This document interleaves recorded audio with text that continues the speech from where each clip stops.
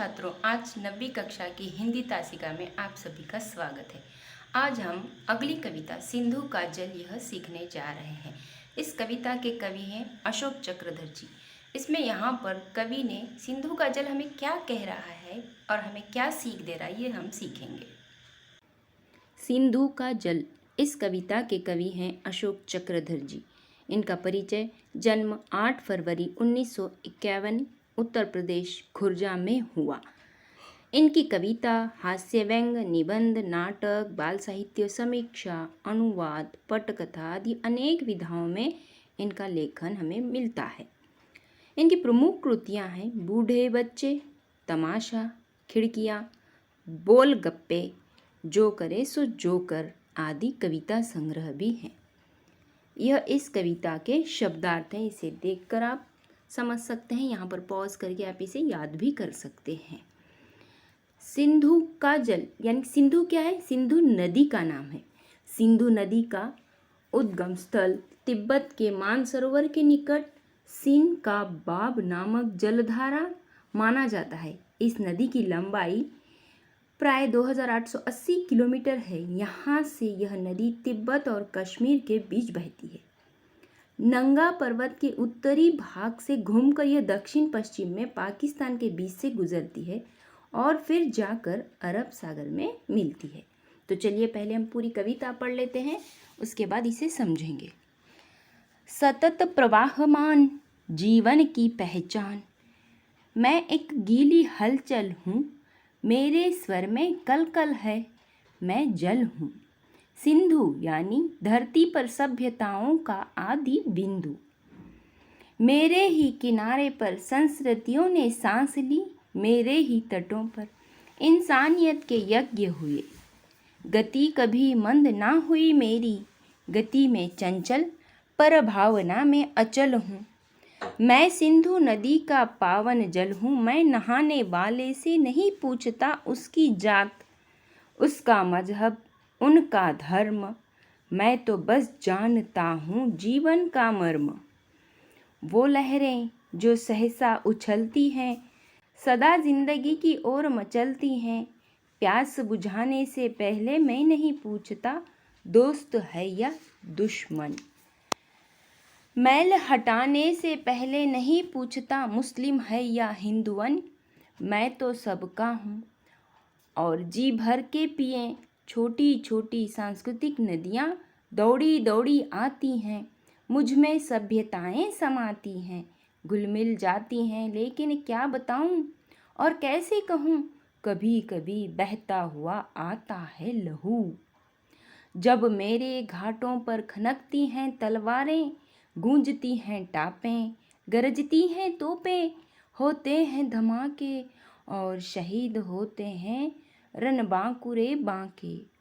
मैं नहीं पूछता कि वे थे कहाँ के, मैं नहीं देखता कि वे यहाँ के हैं कि वहाँ के। मैं तो सबके घाव धोता हूँ, विधवा की आँखों में आंसू बनकर मैं ही तो रोता हूँ। ऐसे बहूँ या वैसे प्यारे मनुष्यों बताऊँ, कैसे मैं सिंधु में बिंदु हूँ, बिंदु में सिंधु हूँ, लहराते बिंबों में झिलमिलाता इंदु हूँ। चलिए अब हम कुछ पंक्तियों को लेकर अर्थ समझेंगे। पहली पंक्तियाँ हैं, सतत प्रवाहमान जीवन की पहचान, मैं एक गीली हलचल हूँ, मेरे स्वर में कलकल है, मैं जल हूँ। सिंधु यानी धरती पर सभ्यताओं का आदि बिंदु। इन पंक्तियों में कवि हमें कह रहे हैं कि सिंधु का जल सतत प्रवाहमान है। सिंधु ये क्या नदी है, इसका जल यानी पानी जो है हमेशा बहता रहता है, वही जीवन की पहचान है। उसी तरह सदैव चलते रहना है हमें भी। सिंधु नदी कलकल करती है, सदैव बहती रहती है, हमेशा वो कलकल करती, वास करती, बहती है। सिंधु नदी भारत से होकर पाकिस्तान में गुजरती है। यह नदी प्राचीन होने के कारण अनेक सभ्यताओं का यह केंद्र बिंदु है। अगली पंक्तियाँ, मेरे ही किनारे पर संस्कृतियों ने सांस ली, मेरे ही तटों पर इंसानियत के यज्ञ हुए। गति कभी मंद ना हुई मेरी, गति में चंचल पर भावना में अचल हूँ। इन पंक्तियों में कवि कहते हैं कि सिंधु के किनारे अनेक संस्कृतियों ने जन्म लिया, उसके तटों पर इंसानियत के यज्ञ हुए, पर उसकी गति कभी कम न हुई। यह गति में चंचल है पर भावना में अचल यानी कि स्थिर है।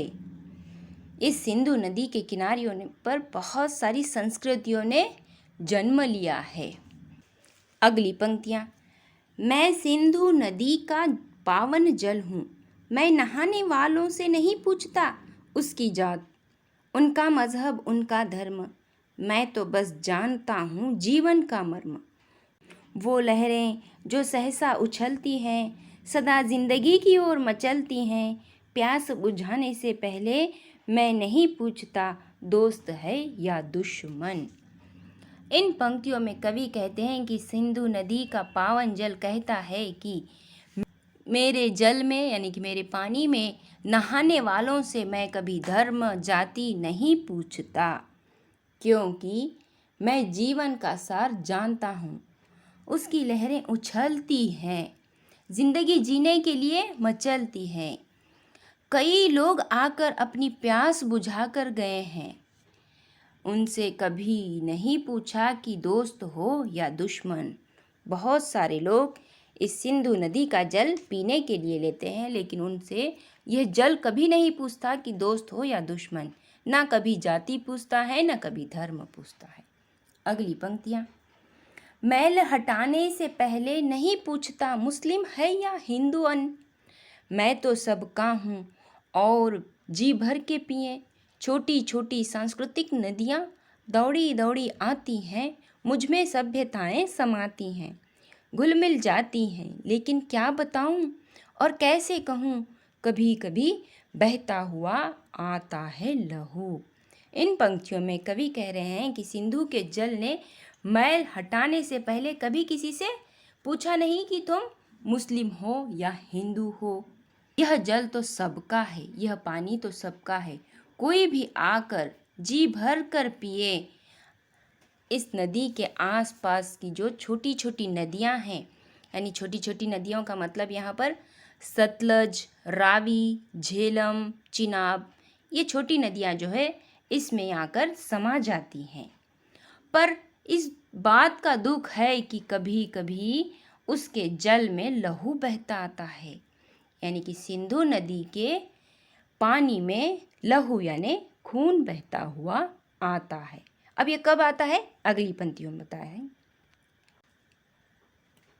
जब मेरे घाटों पर खनकती हैं तलवारें, गूंजती हैं टापें, गरजती हैं तोपें, होते हैं धमाके और शहीद होते हैं रन बांकुरे बांके, मैं नहीं पूछता कि थे वे कहाँ के, मैं नहीं देखता कि वे यहाँ के हैं कि वहाँ के, मैं तो सबके घाव धोता हूँ, विधवा की आँखों में आंसू बनकर मैं ही रोता हूँ।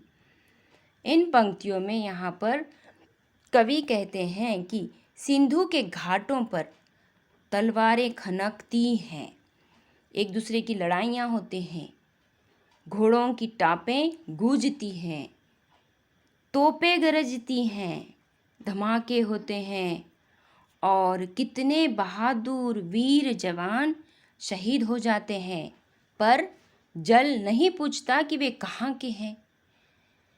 वह इंसानियत के नाते सबके घाव धोता है, सबके जख्मों को सिंधु का जल धोता है।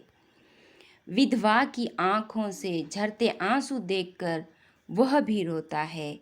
ये नहीं पूछता कि बहादुर रणबांकुरे यानी बहादुर वीर योद्धा ये कहाँ के थे, ये बिल्कुल सिंधु का जल पूछता नहीं है, बल्कि इंसानियत के नाते सबके घाव धोता है, सबके जख्मों को ये मिटाता है।